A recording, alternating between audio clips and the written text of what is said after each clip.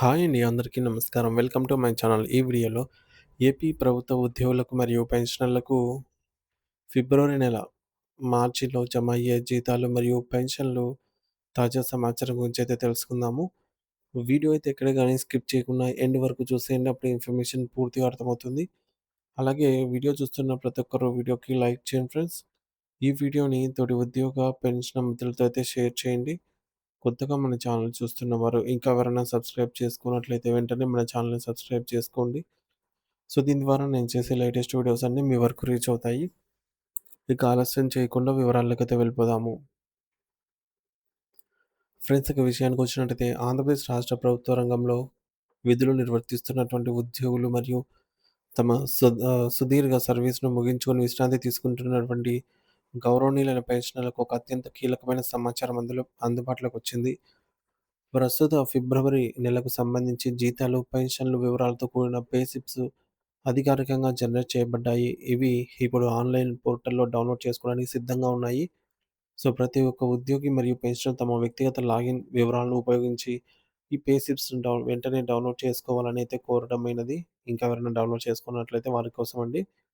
కేవలం డౌన్‌లోడ్ చేసుకోవడమే కాకుండా అందులో పొందుపరిచిన ప్రతి చిన్న అంశాన్ని ఎంతో ఓపికగా మరియు క్షుణ్ణంగా పరిశీలించడం చాలా అవసరము.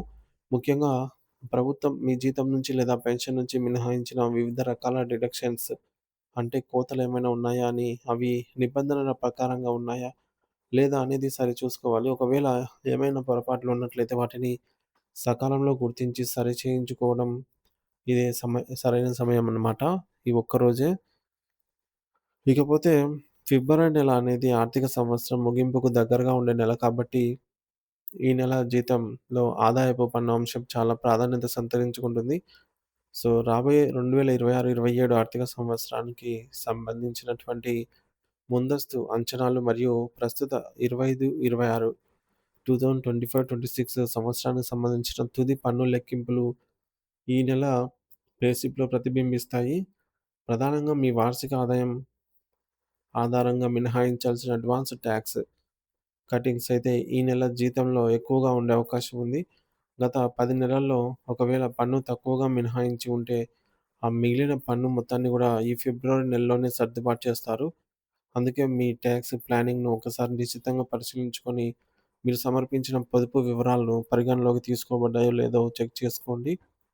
సో, దీనివల్ల మార్చి నెలలో వచ్చే జీతంపై అదనపు భారం పడకుండా ముందుగానే మీరు జాగ్రత్త పడవచ్చు. పెన్షన్ పొందుతున్న వృద్ధులకు మరియు కుటుంబ పెన్షనర్లకు కూడా ఫిబ్రవరి నెల పే స్లిప్స్ చాలా కీలకం. ఎందుకంటే వారి ఆర్థిక నిర్వహణ అంతా దీనిపైనే ఆధారపడి ఉంటుంది. పెన్షనర్లు అందరూ తమ స్లిప్పులను డౌన్‌లోడ్ చేసుకున్న తర్వాత అందులో ఉన్న డీఆర్ లెక్కింపు మరియు ఇత్ ఆహ్, ఇతర అలవెన్స్‌లన్నీ కూడా సరిగ్గా ఉన్నాయో లేదో చూసుకోవాలి. ముఖ్యంగా నవంబర్, డిసెంబర్, జనవరి మరియు ఫిబ్రవరి నెలకు సంబంధించి ప్రభుత్వం మినహాయించిన ఆదాయపు పన్ను వివరాలను ఒకటికి 2 సార్లు చూసుకోవాలి. అలాగే మీరు గతంలో తీసుకున్నటువంటి కమ్యుటేషన్ మొత్తానికి సంబంధించి ప్రతి నెల జరిగే రికవరీ కటింగ్స్ సరిగ్గా ఉన్నాయా లేదా? కమ్యుటేషన్ కాలపరిమితి ముగిసిన వారికి పూర్తి పెన్షన్ పునరుద్ధరించబడిందా లేదా అనేది కూడా గమనించాలి. ఈ వివరాలలో ఏ చిన్న తేడా ఉన్నా అది మీ నెలవారీ బడ్జెట్‌ను ప్రభావితం చేస్తుంది కాబట్టి జాగ్రత్త వహించడం మంచిది. ఫిబ్రవరి నెలకు సంబంధించిన జీతాలు మరియు పెన్షన్ల నగదు జమ అయ్యే తేదీల గురించి కూడా కొంత స్పష్టత అవసరం. క్యాలెండర్ ప్రకారం మార్చి 1 తేదీ ఆదివారం సెలవు దినం కావడంతో బ్యాంకులు మరియు ట్రెజరీ కార్యాలయాలకు విఘాతం కలిగే అవకాశం ఉంది. సాధారణంగా ఆదివారం రోజున ప్రభుత్వం చెల్లింపులు నేరుగా ఖాతాలో జమ కావడం తక్కువగానే జరుగుతూ ఉంటుంది. కాబట్టి ఆ తర్వాతి రోజు అంటే మార్చి 2వ తేదీ సోమవారం నుంచి జీతాలు మరియు పెన్షన్లు ఉద్యోగ పెన్షనర్ల బ్యాంకు ఖాతాల్లో జమ కావడం ప్రారంభమవుతుంది. బ్యాంకు ప్రాసెసింగ్ మరియు సర్వర్ రద్దీని బట్టి కొంతమందికి మార్చి 3వ తేదీ వరకు కూడా సమయం పట్టవచ్చు. ఎవరికైనా ఆలస్యమైతే. కాబట్టి ఆదివారం ఉదయాన్నే నగదు జమ కాలేదని ఆందోళన చెందకుండా కనీసం మార్చి 3వ తేదీ వరకు వేచి ఉండాలనేది సూచించడమైనది. ముందుగానే ఈ పే స్లిప్‌లను డౌన్‌లోడ్ చేసుకోవడం వల్ల కలిగే ప్రధాన ప్రయోజనం ఏమిటంటే, ఆర్థిక సంవత్సరం ముగిసే సమయానికి మీరొక స్పష్టమైన పన్ను ప్రణాళికను సిద్ధం చేసుకోవచ్చు. మీ బేసిక్ పే, డీఏ, హెచ్ఆర్ఏ వంటి వివరాలు ఏమైనా తప్పుగా నమోదై ఉంటే, వెంటనే మీ సంబంధిత డీడీఓ లేదా ట్రెజరీ అధికారులను సంప్రదించి వ్రాతపూర్వకంగా ఫిర్యాదు చేయాలి.